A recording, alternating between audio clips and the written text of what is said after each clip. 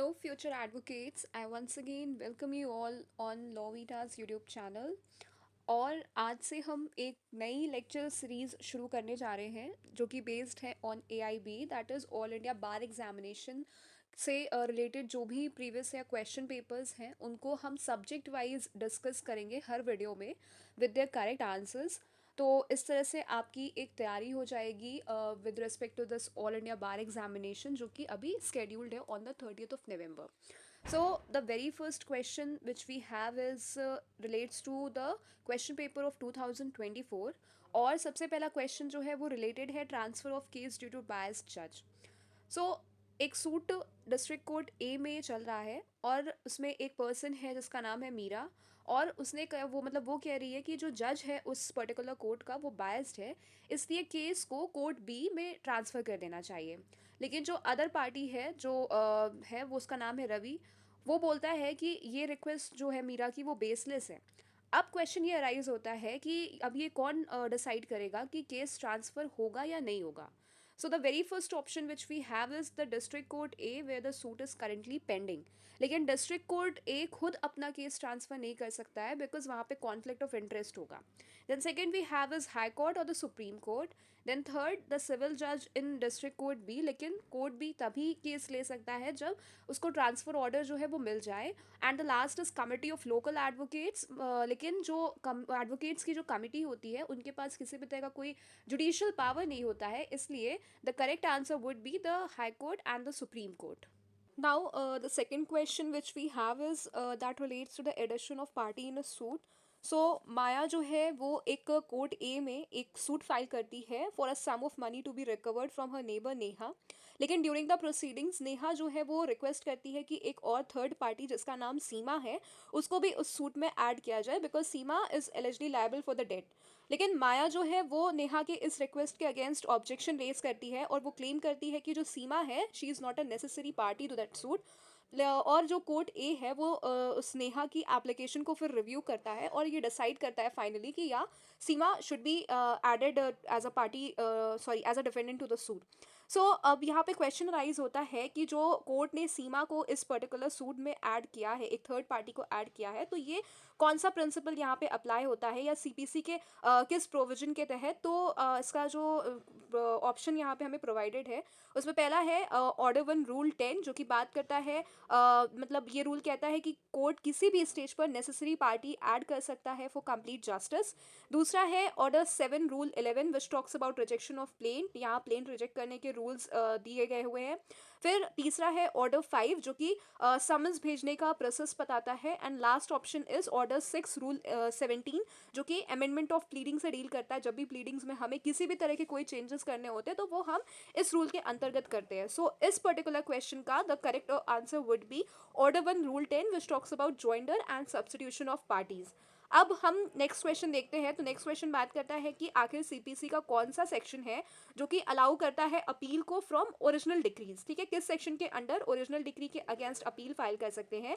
सो इसका बहुत ही easy answer है which you all would be also knowing, that is answer A, option A section 96 which deals with first appeal original degree के against में। Okay, और अगर हम बात करते हैं सेक्शन 100 की तो वो डील करता है सेकंड अपील से जिसमें एक सब्सटैंशियल क्वेश्चन ऑफ लॉ होना चाहिए। सेक्शन 115 टॉक्स अबाउट रिविजन, और वहीं जो सेक्शन 104 है वो बात करता है अपीलेबल ऑर्डर्स की। So the correct option is section 96 option A. Okay, then the next question is under the CPC what is the maximum time limit for filing a written statement in a suit। ठीक है, तो defendant को summons मिलने के बाद written statement कितने दिन में फाइल करनी होती है।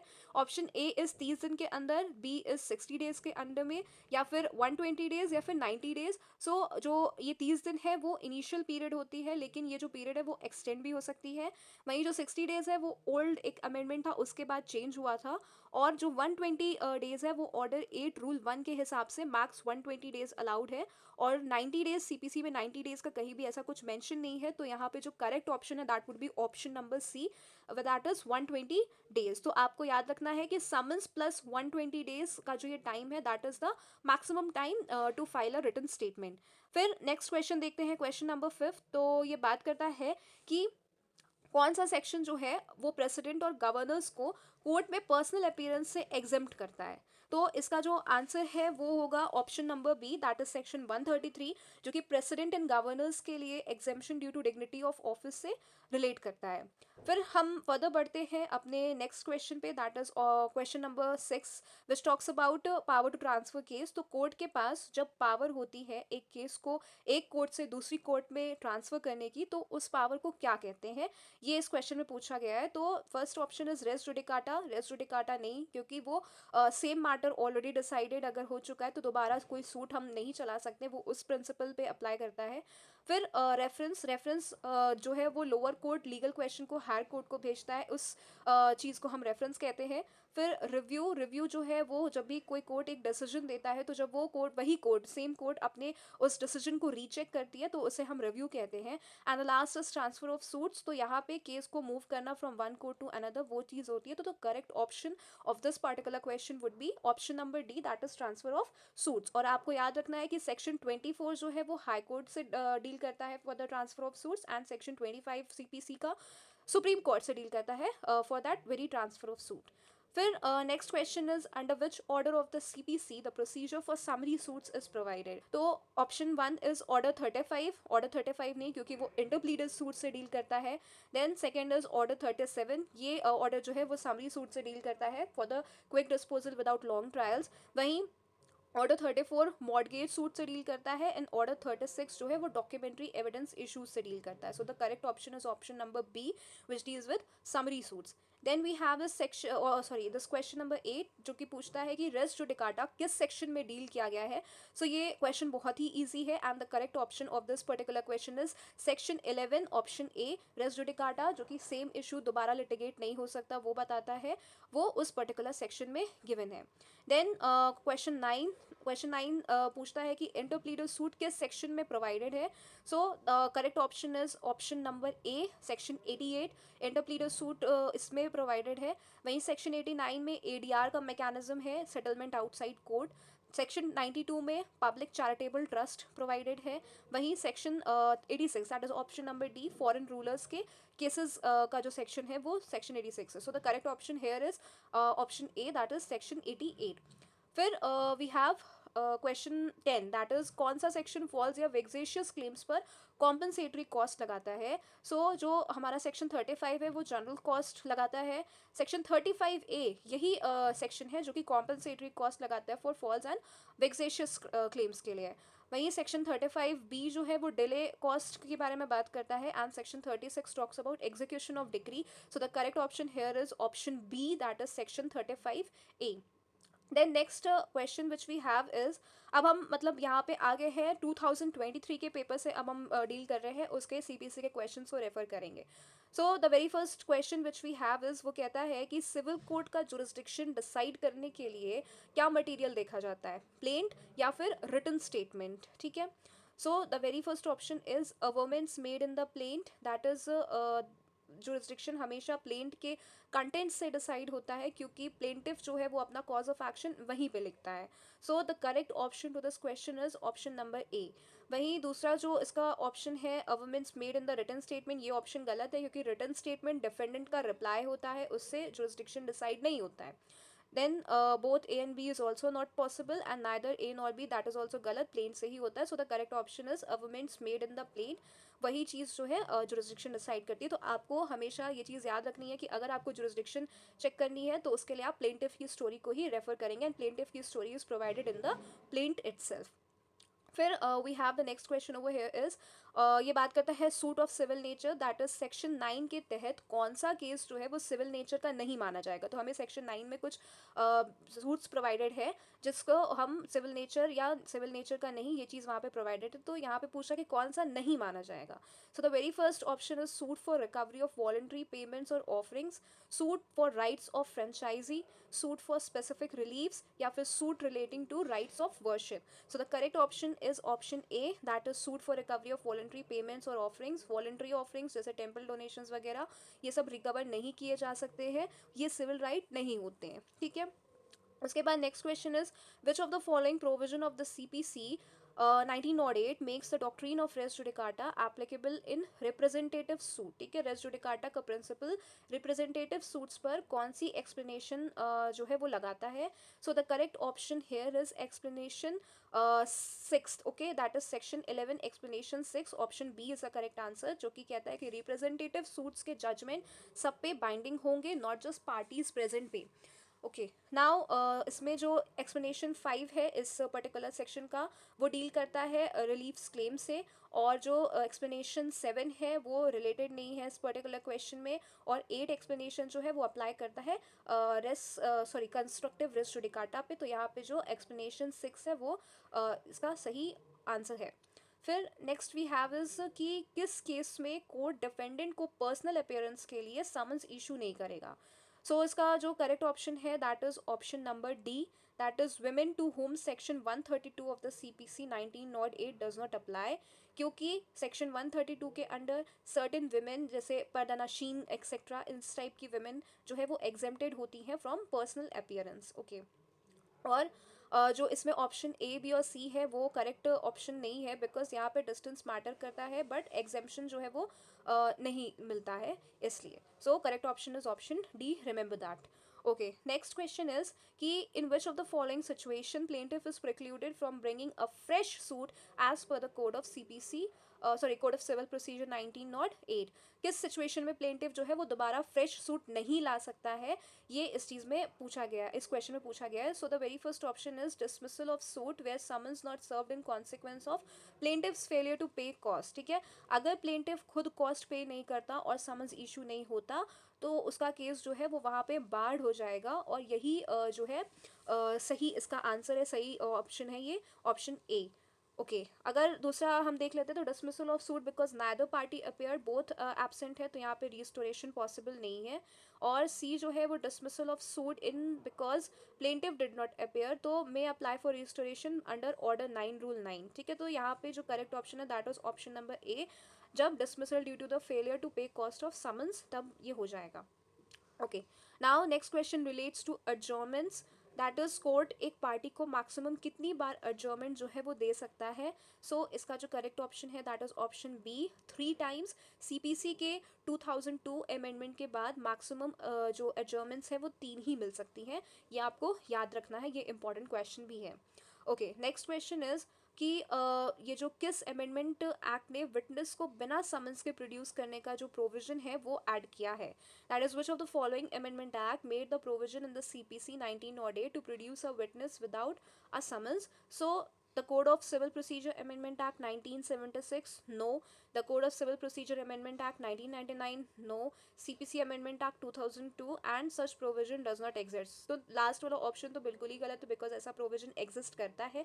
अब हमें तीनों में से फाइंड आउट करना है, तो तीनों में से जो करेक्ट ऑप्शन है that is option number C, 2002 amendment act ने पार्टी को विटनेस प्रोड्यूस करने की फ्रीडम जो है वो दी गई है। ये क्वेश्चन भी इंपॉर्टेंट है, you should remember this question. Okay, so 2002 का जो अमेंडमेंट है वो सही आंसर है, and you can remember like this that 2002 का जो अमेंडमेंट है वो सीपीसी का मॉडर्नाइजेशन ईयर है। You can remember with the help of this trick also this particular question. Next is which of the following is not included in the word cost as provided under the CPC 1908? सो यहाँ पे पूछा गया है कि क्या included नहीं है, तो इसका सही ऑप्शन होगा option C, that is fooding and lodging के जो एक्सपेंसेस है ये पर्सनल एक्सपेंस है, कोर्ट इसको कॉस्ट जो है इसका कोर्ट का कॉस्ट नहीं होता है, खाने पीने का जो खर्चा है वो आपका खुद का होता है, कोर्ट का नहीं होता है। Then the next question relates to appearance in summary suit. So summary suit के केस में डिफेंडेंट को समन्स मिलने के बाद कितने दिन में अपीयर होना चाहिए? ठीक है, तो इसका जो ऑप्शन है वो है 7 डेज, या फिर 10 डेज, या फिर 15 डेज, या फिर 30 days. So the correct option is option B, 10 days. Order 37 के अंडर 10 डेज के अंडर में आपको अपीयरेंस देना ज़रूरी है। Okay, then the next question is question 20, that is which relates to appellate court remitting issue. So appellate court lower court को issue trial के लिए कब भेज सकता है?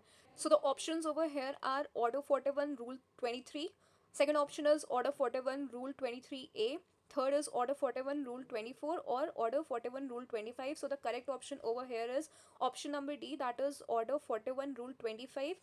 रूल 25 कहता है एपलेट कोड इशू फ्रेम करके ट्रायल कोड को भेज सकता है. ओके, नाउ अब हम लोग आ चुके हैं ए आई बी 17 के क्वेश्चंस के ऊपर, सीपीसी के जो क्वेश्चंस हैं. And the very first question here is कि which of the following section of CPC deals with the concept of res judicata. So आप देख सकते हैं कि ये जो क्वेश्चन है वो रिपीट हुआ है, वो पहले वाले पेपर्स में भी पूछा गया है और अब भी पूछा जा रहा है. So this particular question automatically becomes important for the upcoming A I B exam also. So जो क्वेश्चन है उसका आंसर बहुत ही सिंपल सा है, that is section 11 option B is the correct answer, res judicata, जो कि कहता है कि same issue can't be tried again between same parties having the same subject matter and all. तो इसका ये सही आंसर हो जाता है. नेक्स्ट वी हैव इज जो क्वेश्चन है वो रिलेट करता है cross decree under order 21 rule 18. So यहाँ पे mister X Y and ji jointly liable ये होते हैं for ₹10,000 under a decree by A, और उस केस में Mr Y gets another decree for ₹10,000 against A. अब ए क्या कर सकता है ये पूछा गया इस क्वेश्चन में. सबसे पहला है कि ऑप्शन की ए में treated as cross decree under order 21 rule 18. दूसरा ऑप्शन इज कि A can not treat it as cross decree under order 21 rule 18.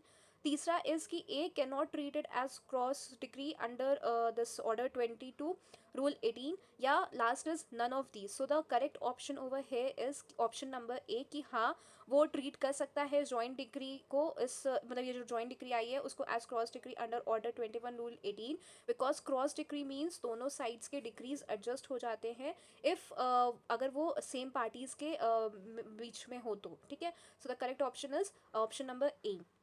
Next we have is कि A B C joint family के members हैं, सब पे mortgage case file होता है, सिर्फ सी को समन्स मिलता है और कोई अपेयर नहीं होता और एक्स पार्टी डिक्री जो है वो आ जाता है. अब ए और बी एप्लीकेशन देते हैं सेट असाइड करने के लिए इस एक्स पार्टी डिक्री को, तो किस पे डिक्री जो है वो सेट असाइड होगा. So the options available are only C, second is only A and B, third is A B and C, and fourth is none of these. So the correct option is option number B, A and B को summons ही नहीं मिला है इसलिए उनके against जो है वो डिक्री एक्स पार्टे है और वो सेट असाइड करवा सकते हैं. And this particular provision is given under order 9 rule 13, so you can refer that. मतलब आपको ये चीज़ अच्छे से याद रखनी है कि अगर समन सर्व नहीं हुआ है तो उस केस में जो सेट असाइड है वो अलाउड होता है. Then next question deals with the institution of suit. तो सूट इंस्टीट्यूट करने का प्रोसीजर सीपीसी के किस सेक्शन में जो है वो दिया गया है. सो इसका आंसर बहुत ही सिंपल सा है, दैट इज सेक्शन 26. वो डील करता है इंस्टीट्यूशन ऑफ सूट्स बाय प्लेन्ड और प्रिस्क्राइब्ड मैनर से, ये आप सभी को याद भी होगा. वहीं सेक्शन 22 जो है वो बात करता है ट्रांसफर ऑफ सूट्स की. Section 24 talks about power of high court to transfer cases, और जो सेक्शन 28 है वो रिलेटेड नहीं है. सो आपको याद रखना है कि section 26 deals with institution of suit. So the correct option is C. Now the next question जो है वो बात करता है कि डिफेंडेंट को समन्स मिलने के बाद कितने दिन में रिटर्न स्टेटमेंट जो है वो फाइल करनी होती है. सो ऑर्डर 8 के अंडर में, ठीक है, तो ये जो चीज़ है वो अभी पहले भी पूछी गई है और फिर से यहाँ पे आ रही है, ये क्वेश्चन जो है रिपीट होता है. सो इसका जो ऑप्शन है वो है 15 डेज, 30 डेज, 60 डेज या फिर 45 days. So the correct option is option B, that is within 30 days normally, but ये जो पीरियड है ये एक्सटेंड किया जा सकता है 120 days maximum under order 8 rule 1. Okay, now the next question is कि इसमें से कौन सा जो स्टेटमेंट है वो गलत है या इनकरेक्ट है अपील्स के बारे में. सो पहला है कि first appeal can be on question of fact और लॉ बोथ. ठीक है, ये स्टेटमेंट सही है.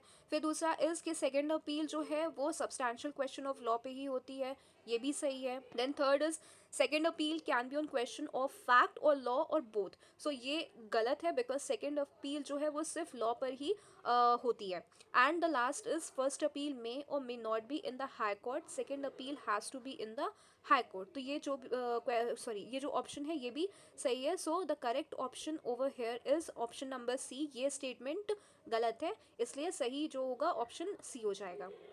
नेक्स्ट इज कि टेम्पररी इंजंक्शन का प्रोविजन किस ऑर्डर में है, ठीक है। तो इसका जो आंसर है वो है ऑप्शन बी, ऑर्डर 39। वो बात करता है टेम्पररी एंड इंटरलोक्यूटरी इंजंक्शंस की।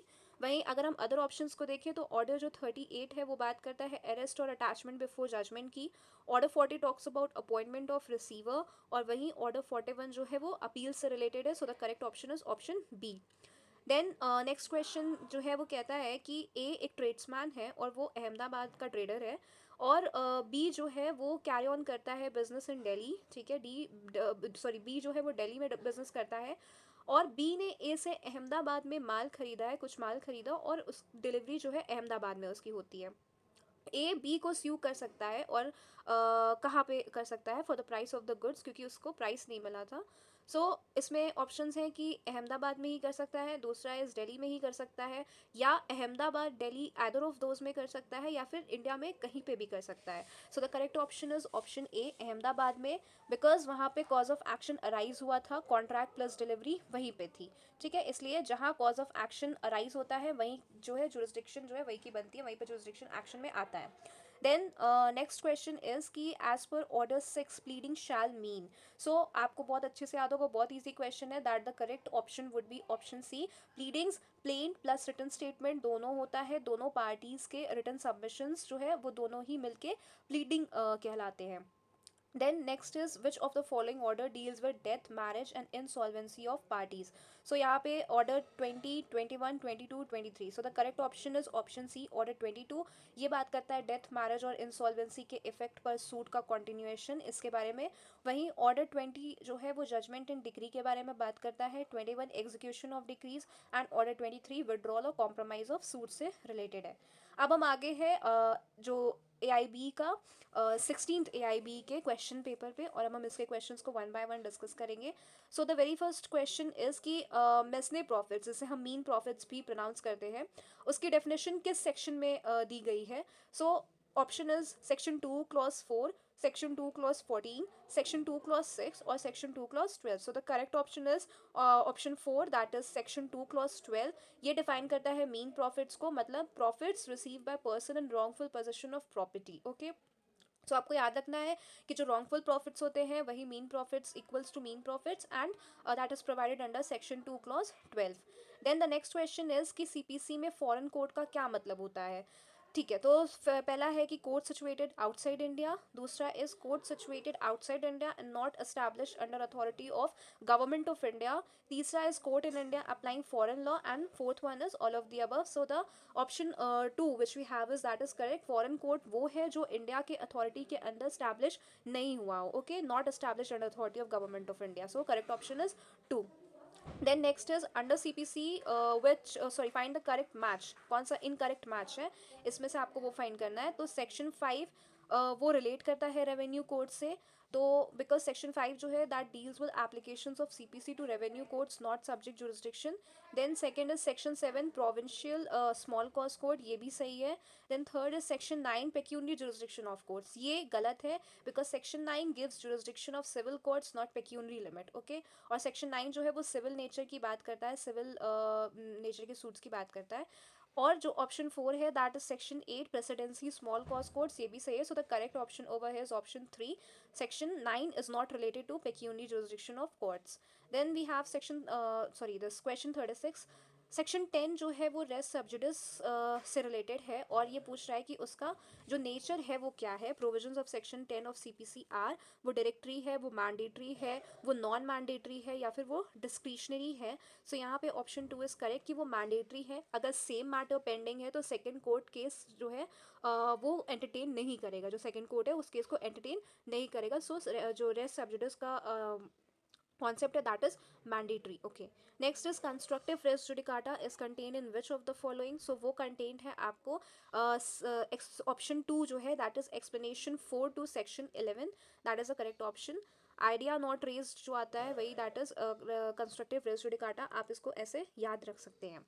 देन नेक्स्ट इज कि डिस्प्यूट को कोर्ट के बाहर सेटल करने का प्रोविजन किस सेक्शन में दिया गया है. So this relates to outside settlement of the disputes, ठीक है, outside court settlement, and that is alternative dispute resolution का जो मैकेनिज्म है उसी से related. And the correct option is option two, that is it is given under section 89, जो कि mediation, arbitration, conciliation, ये सारे जो प्रोसीजर्स होते हैं जिनके थ्रू हम आउटसाइड सेटलमेंट करते हैं किसी भी डिस्प्यूट का, तो ये जो है सेक्शन 89 में गिवन है. देन इज की ऑर्डर 4 रूल 1 के अंडर प्लेंट किस फॉर्म में प्रेजेंट होती है, ठीक है. तो वहाँ पे प्लेंट जो है डुप्लीकेट पे प्रेजेंट होती है, एक कोर्ट के लिए और एक डिफेंडेंट्स की सर्विस के लिए. So the correct option is option 2. Then we have is कि अगर एग्जीक्यूशन के केस में नोटिस देना भूल जाए, दैट इज ऑर्डर 21 रूल 22, तो उसका क्या इफेक्ट होगा. तो यहाँ पे ऑप्शन 2 जो है वो सही है कि रेंडर द वो जो है एग्जीक्यूशन को इरेगुलर कर देगा, मतलब प्रोसीजरली डिफेक्टिव बट वो वैलिड होगा, ठीक है. तो नोटिस अगर आप भूल जाते हैं तो वो इरेगुलर होता है बट वो फेटल नहीं होता है, आप इसको ऐसे याद रख सकते हैं. Now the next question which we have is, वो कह रहा है कि अगर यूनियन ऑफ इंडिया या स्टेट गवर्नमेंट के खिलाफ डिक्री पास होती है तो एग्जीक्यूशन तब तक इशू नहीं होती जब तक डिक्री अनसेटिस्फाइड रहे, कितने समय तक, ठीक है. Where a decree is passed against the union of state, sorry, Union of India or state for the act done in the official capacity of the person concerned under Section 82 CPC, execution shall not be issued on any such decree unless the decree remains unsatisfied for a period of. So option 1 is 3 months, option 2 is 6 months, 1 year या फिर 2 years. So the correct option is option 2, जो कि section 82 में mentioned है. वो कहता है कि एग्जीक्यूशन तभी इशू होगी जब डिग्री 6 मंथ्स तक अनसेटिस्फाइड रहे, ठीक है. सो गवर्नमेंट डिले को आप ऐसे याद रख सकते हैं कि हाफ अ ईयर स्टे, ठीक है. So government delay equals to half a year stay, आप इस पर्टिकुलर सेक्शन को ऐसे याद रख सकते हैं. And half year equals to 6 months. So this is the trick to remember this provision. अब हम आगे हैं AIB 15 के क्वेश्चंस पे, वन बाय वन हम देखेंगे. तो क्वेश्चन जो है इसमें पहला वो कहता है कि फॉल्स या वेक्सेशियस क्लेम के लिए कॉम्पनसेटरी कॉस्ट जो है वो किस सेक्शन में दी गई है. ये आपको क्वेश्चन फिर से रिपीट हुआ है, ये पहले भी हमने इसी पर्टिकुलर वीडियो में डिस्कस किया है. तो the correct option is option 2, section 35A of the CPC. Then next is कि which provision under the CPC deals with substituted service of summons upon the defendants. Summons की substituted service किस order या rule में दी गई है. So the correct option is option 3, that is order 5 rule 20 में दी गई है सब्सटीट्यूटेड सर्विस जब डिफेंडेंट इवेड करे तब, ठीक है. So option 3 is the correct answer to this question. अब नेक्स्ट क्वेश्चन कहता है कि डिक्री होल्डर जो है वो कौन होता है. सो एनी पर्सन जिसके फेवर में डिक्री हैज़ बीन पास्ड और an order capable of execution has been made, या फिर जिसके फेवर में नॉन एग्जीक्यूटेबल ऑर्डर पास हुआ हो, या फिर कोई भी सिटीजन जिसके फेवर में डिक्री पास हुई हो, या फिर सिर्फ कॉर्पोरेशन जिसके फेवर में डिग्री पास हुई हो. So the correct option is option 1, ठीक है, as per the definition given under section 2 clause 3 of the CPC. Decree holder वो हर पर्सन होता है जिसके फेवर में डिक्री या ऑर्डर कैपेबल ऑफ एग्जीक्यूशन पास की गई हो, ठीक है. होल्डर का मतलब ये होता है कि उसके पास एग्जीक्यूशन का पावर है या वो उसका ओनर है. Next is suits by indigent persons is dealt under. So this is a very like easiest question, that is order 33, वो बात करता है सूट्स बाय इंडिजेंट पर्संस की. वही ऑर्डर 44 बात करता है अपील्स बाय इंडिजेंट पर्संस की. और जो ऑर्डर 55 और 22 है they are not related to this. Okay, then next is की एलियन फॉरेनर जो होते हैं उनके सूट्स किस सेक्शन में कवर है. तो the correct answer to this question is option 4, section 83 में एलियन के सूट्स और फॉरेन स्टेट्स के केसेस के लिए ये पर्टिकुलर सेक्शन है. ओके, नेक्स्ट इज की an order issued by court under CPC as per order 21 rule 46 for recovery of amount due to judgment creditor is known as. तो इसे हम गार्निशी ऑर्डर कहते हैं. Option 2 is the correct answer to this question which is mentioned under order 21 rule 46. जब third person के पास debtor का पैसा हो तब ये गार्निशी ऑर्डर कहलाता है. Okay, next we have is की सेक्शन 88 और ऑर्डर 35 मिलके किस टाइप के सूट को गवर्न करते हैं? ठीक है, तो option one is interpleader suit, interlocutory order, restitution order, attachment order. So option one is the correct answer to this question. जब एक पर्सन के पास डिस्प्यूटेड प्रॉपर्टी हो और वो दोनों क्लेमेंट्स के बीच कंफ्यूजन में हो, तो उसे ही हम इंटरप्लीडर सूट कहते हैं, और ऑप्शन वन यहाँ पे करेक्ट हो जाता है। Then again the very same question की रेस जुडिकाटा का प्रिंसिपल कौन से सेक्शन में डेल्ट है, तो answer is option three, section 11 में डील किया गया है। देन सेक्शन 14 जो है वो किस चीज़ से रिलेटेड है, तो section 14 is related to judgment of foreign courts. Option two is the correct answer. Presumption as to foreign judgments being given on merits unless proved otherwise, ये जो है सेक्शन 14 बात करता है इसकी। देन वी हैव इज की then we have is कि A Delhi में रहता है, वहीं बी जो है वो कोलकाता में उसके खिलाफ डिफेमेटरी स्टेटमेंट्स पब्लिश करता है। तो बी जो है उसको कहाँ स्यू किया जा सकता है, ठीक है। तो ऑप्शन इज कि सिर्फ दिल्ली में सू किया जा सकता है, या फिर सिर्फ कोलकाता में, या फिर दिल्ली एंड कोलकाता बोथ में, या फिर आइदर इन दिल्ली या फिर कोलकाता। सो the correct answer is option four, either place, जहाँ डिफेमेटरी एक्ट हुआ या जहाँ इंजरी हुई, ठीक है। सो डिफेमेशन वेयर पब्लिश्ड और वेयर रेपुटेशन अफेक्टेड, दोनों जगह इसकी केसेस जो है वो वहाँ पे फाइल किए जा सकते हैं। अब हम आगे AIB 14 के पेपर पे, उसमें पहला क्वेश्चन इज कि माइनर या अनसाउंड माइंड के इंटरेस्ट प्रोटेक्ट करने के लिए CPC कौन सा ऑर्डर अप्लाई होता है CPC का, ठीक है। So the correct option is option B, order 32 suits by और against minors and persons of unsound mind, ठीक है। इसमें गार्जियन अपॉइंट होता है, तो ये ऑप्शन बी जो है करेक्ट ऑप्शन है। Then which order of the CPC lays down general rules governing pleadings in a court? So इसका ऑप्शन ए ही सही है। ऑर्डर 6 में ही जनरल प्रिंसिपल्स ऑफ प्लीडिंग्स है, facts not law, concise clear, ये सारी चीज़ें वहीं पे गिवन है। वहीं ऑर्डर 7 प्लेंट से रिलेटेड है, ऑर्डर 8 रिटन स्टेटमेंट से रिलेटेड है, और जो ऑर्डर 9 है वो अपीयरेंस एंड डिफॉल्ट से रिलेटेड है। फिर नेक्स्ट क्वेश्चन इज की सेकेंड अपील जो सेक्शन 100 की में गिवन है वो कब एप्लीकेबल होती है, सेकेंड अपील कब लाई करती है? तो number one, substantial question of law formulated by the High Court, substantial question of law as not formulated by the High Court, an appellate decree passed ex parte, या all of the above. So the correct option is option A, section 100 CPC। second appeal तभी file होती है जब substantial question of law involved हो और वो भी formulate किया गया हो by the High Court। Then next relates to essential elements of decree, ये क्वेश्चन बात करता है और पूछता है कि इनमें से कौन सा जो एलिमेंट है वो एसेंशियल एलिमेंट नहीं है डिक्री का, ठीक है। कौन सा एलिमेंट डिक्री का एसेंशियल पार्ट जो है वो नहीं है? पहला है कॉन्क्लूसिव डिटर्मिनेशन ऑफ राइट्स, दूसरा इज फॉर्मल एक्सप्रेशन, तीसरा is appeal from an order, and चौथा is adjudication in a suit. So यहाँ पे 1, 2 और 4 जो है वो सही है, तो गलत जो है वो तीसरा वाला है। So the correct option over here is option 3। Then next is कि इनमें से कौन सा जो ऑप्शन है वो रिक्वायरमेंट नहीं है for a judgment, foreign judgment to be conclusive. Foreign judgment कब कॉन्क्लूसिव नहीं होती है, हम इसको ऐसे भी पढ़ सकते हैं। सो नॉट ऑन मेरिट्स जब हो, ठीक है, it must be given on merits of the case, it must be pronounced by a court of competent jurisdiction, it was not obtained by fraud, it is by a court in an enemy country, ठीक है। तो इसका option number so इसका ए जो जो है वो correct सही है ऑप्शन है अगर that is foreign option judgment number D, merits that पर इट इज नहीं बाय दी अ गई। Court in an next is enemy कि कंट्री। रेफरेंस जो है वो कब हो सकता है? पहला ऑप्शन इज तब हो सकता है जब सबॉर्डिनेट कोर्ट लीगल क्वेश्चन को हाई कोर्ट के ओपिनियन के लिए भेजती है, या फिर the subordinate court refers the case of the high court for the latter's opinion on a question of evidence, या the subordinate court refers the case of the high court for the latter's opinion on a question of fact, या फिर जब subordinate court high court को refer करती है ताकि high court जो है क्वेश्चन ऑफ कोर्ट प्रोसीजर पर बता अपनी ओपिनियन दे सके, बता सके। सो the correct option is option ए, वो सबॉर्डिनेट कोर्ट लीगल क्वेश्चन को हाई कोर्ट के ओपिनियन के लिए भेजती है, ठीक है। सेक्शन 113 प्लस ऑर्डर 46 ये दोनों ही रिलेट करते हैं रेफरेंस फॉर लीगल क्वेश्चन से, so you can remember it like that. Next is कि एक किस सिचुएशन में रिव्यू ऑफ जजमेंट जो है वो फाइल हो सकता है? A person can apply for review of judgment when, पहला इज कि appeal allowed but not preferred, दूसरा इज नो अपील अलाउड तब, या फिर तीसरा is decision for small cause court reference, या फिर चौथा is all of the above. So इसमें पहला, दूसरा एंड तीसरा ऑप्शंस आर करेक्ट। जो ऑप्शन डी है that is all of the above वो करेक्ट ऑप्शन हो जाता है।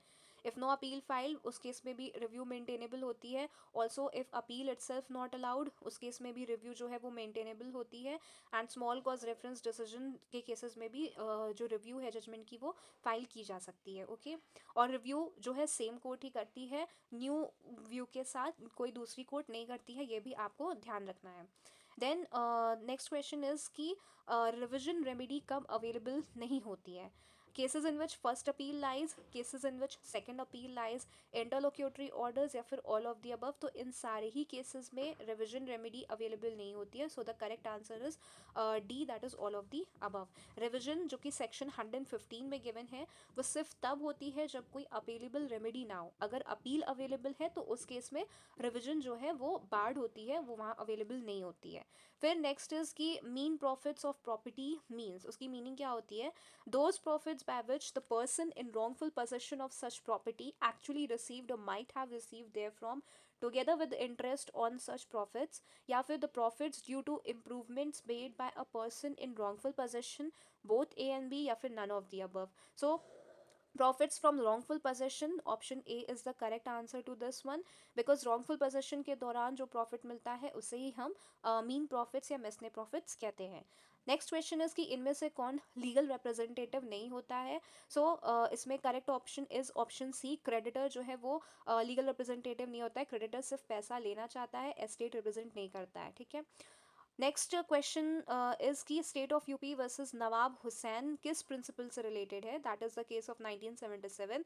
सो ये केस कंस्ट्रक्टिव रेस जुडिकाटा के प्रिंसिपल से रिलेटेड है। कंस्ट्रक्टिव रेस जुडिकाटा क्या होता है? जब मैटर जो पहले केस में उठाना चाहिए था उस केस में आपने नहीं उठाया और अब आप उसको उठा रहे हैं, तो उसी प्रिंसिपल को हम कंस्ट्रक्टिव रेस जुडिकाटा कहते हैं। वहाँ पे कंस्ट्रक्टिवली रेस जुडिकाटा का प्रिंसिपल अप्लाई हो जाता है and this is given under explanation 4 of section 11 of CPC. Next is कि X is living in Pune and Y his brother in Mumbai. X Pune में रहता है, वाई मुंबई में रहता है, और एक्स जो है वो एक सूट फाइल करना चाहता है for partition of the joint property जो कि सिचुएटेड है इन दिल्ली एंड बैंगलोर। अब पार्टीशन सूट फाइल जो है वो कहाँ मतलब कर सकते हैं, ये क्वेश्चन है। सो ऑप्शन इज कि वो दिल्ली में ही इंस्टीट्यूट कर सकते हैं, या फिर वो बैंगलोर में ही कर सकते हैं, या फिर वो आइदर ऑफ द प्लेसेस में कर सकते हैं, या फिर वो नन ऑफ द अबव। सो इसका option 3 is the correct answer, that is वो दिल्ली या बैंगलोर किसी में भी कर सकते हैं। और ये प्रोविजन हमें मिलता है सेक्शन 16 ऑफ द सीपीसी में, जहाँ पे कहा गया कि इमूवेबल प्रॉपर्टी के सूट वहाँ फाइल होता है जहाँ प्रॉपर्टी सिचुएटेड हो। दोनों जगह प्रॉपर्टी है तो आइदर प्लेस जो है वो पॉसिबल है। नेक्स्ट इज कि N immovable property held by Y is situated in Bhopal and the wrongdoer personally works for gain at Indore. A suit to obtain compensation for wrong to the property may be instituted. कहाँ पे compensation suit file होगा? सो भोपाल में, इंदौर में, या फिर दोनों में से कहीं पे भी, या फिर कहीं पे नहीं। So the correct option is option number 1, Bhopal में, because section 19 CPC wrong to property अगर होती है तो वहाँ पे सूट जो है at place where property situated, ये वहाँ पे मैंशनड है प्रोविजन। सो भोपाल में ही ये सूट फाइल किया जाएगा। सो आपको इन क्वेश्चन से थोड़ा सा ये भी आइडिया लग रहा है कि काफ़ी ऐसे प्रॉब्लमेटिक क्वेश्चंस भी एआईबी में पूछे जाते हैं, इसलिए आपको ऐसे टाइप के क्वेश्चंस भी प्रैक्टिस करके जाने हैं जो कि इस तरह के प्रॉब्लम्स बेस्ड क्वेश्चंस हो जिसमें आपकी एनालिटिकल स्किल्स को भी एनालाइज किया जा सके। देन नेक्स्ट इज कि A resides at Hyderabad, B at Calcutta and C at Delhi. A, B and C being together at Allahabad, B and C make a joint promissory note payable on demand and deliver to A. A में sue B and C, ठीक है। कहाँ पे A जो है B और C को sue कर सकता है? सो इलाहाबाद में, कोलकाता में, दिल्ली में, या फिर all of the above. So the correct option is option A, cause of action contract plus signing जो है वो इलाहाबाद में हुआ है, इसलिए कॉज ऑफ एक्शन वहीं पे अराइज हुआ, तो इलाहाबाद में ही स्यू कर सकते हैं। Next is question 66। तो सेक्शन 25 के अंडर सुप्रीम कोर्ट को किस टाइप के ट्रांसफर पावर मिलते हैं, ये इस क्वेश्चन में पूछा गया है। सो from one high court to another high court, from one civil court in one state to another civil court in any other state, या फिर बोथ 1 एंड 2, या फिर ओनली 1। सो इसका जो सही ऑप्शन है दैट इज ऑप्शन 2। सेक्शन 25 में supreme court में ट्रांसफर एनी सूट अपील और proceeding from one state court to another state court, ठीक है, civil court of one state to another. So 25 जो है, सॉरी, जो ऑप्शन 2 है वो सही आंसर है इस क्वेश्चन का।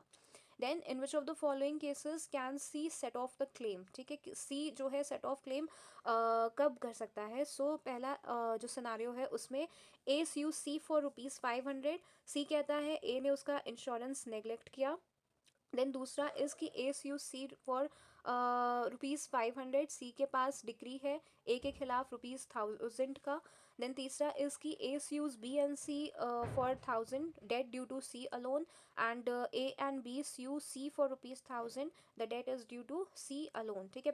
उसके पहले वाले में the debt is due to C alone by A, ऐसा सिनारियो था। So the correct option is option number B, mutual same parties a certain sum है, इसलिए प्रॉपर सेट ऑफ हो सकता है। यहाँ पे ए स्यू को ए जो है वो सी को स्यू कर सकता है फॉर ₹500, सी के पास डिग्री है ए के खिलाफ 1000 का। Now the next question is the term suit of a civil nature refers to private rights and obligations of a citizen, या फिर political, social and religious question, या फिर a suit in which principal question relates to caste और religion, या फिर all of the above. So the correct option is option 1, private rights and obligations of a citizen, ठीक है। Civil nature के suits जो है वही होते हैं जिनमें private rights, property, contract, worship etcetera ये सारे इन्वॉल्व हो। नेक्स्ट इज कि जो रेस सब्जुडिस का रूल है, इसका जो प्रिंसिपल है उसका क्या मतलब होता है।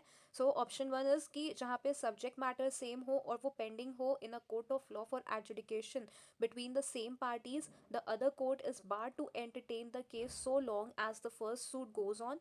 Option 2 is where the same subject matter is pending in a court of law for adjudication between the different parties, the other court is barred to entertain the case so long as the first suit goes on.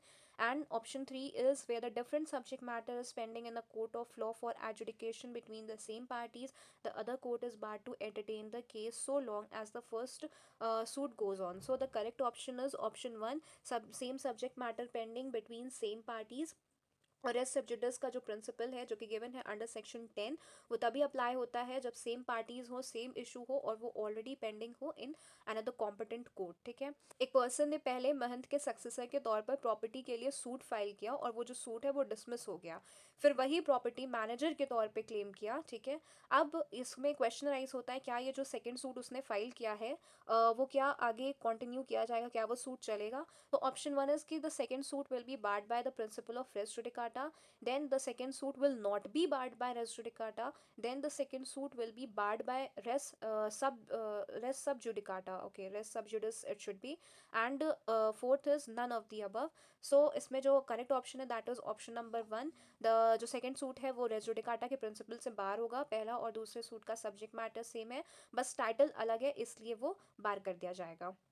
Then now the last question which we have over here is कि अ suit may be dismissed under order 9, ठीक है। अ suit एक suit जो है वो किन situations में dismiss किया जा सकता है ऑर्डर 9 ऑफ द सीपीसी में। सो सबसे पहला is where the summons is not served upon the defendant in consequence of the plaintiff's failure to pay cost for service of summons, rule 2। या दूसरा ऑप्शन इज कि where neither the plaintiff nor the defendant appears, rule 3। then where plaintiff after summons returned unserved fail for 7 days to apply for fresh summons, rule 5। या last option is कि where on the date fixed for hearing in a suit only the defendant appears and he does not admit the plaintiff's claim, ठीक है। तो यहाँ पे option 1, 2 और 3 तीनों ही correct है, इसलिए the correct option would be option number 1, that is 1, 2 and 3 all are correct. Okay, so ये सारे ही क्वेश्चंस जो है वो सीपीसी के क्वेश्चंस थे from the past AIB question papers which were asked in those exams. और ये सारे ही क्वेश्चंस सेक्शन 9 से लेकर के section 151 that is from res judicata to review from summons to execution सबसे डील करते थे। और अगर आपने इन सारे ही क्वेश्चंस को अच्छे से फॉलो किया तो आपको सीपीसी के सारे प्रोविजंस का एक रिविजन भी जो है वो बहुत अच्छे से हो गया होगा और आपको ये लाइक एग्ज़ाम में भी काफ़ी हेल्पफुल रहेगा।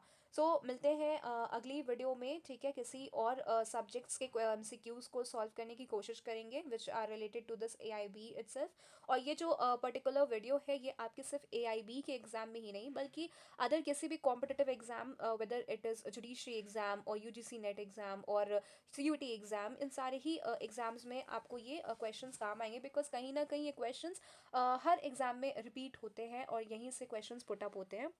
so you can practice it for that purpose also. Okay, so see you in the next video. Till then, thank you and bye bye.